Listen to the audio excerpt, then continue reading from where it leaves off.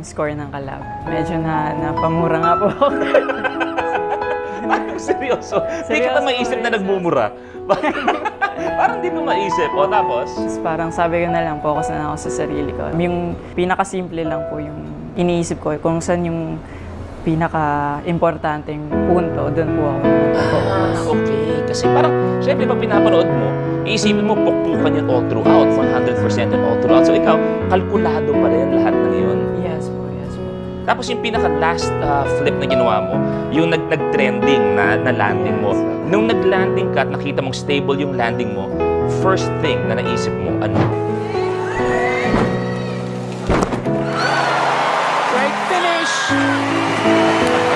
Kasi walang ano yun eh, walang forward, walang back, kasi back, kagat. No? Ano yung naisip mo nun?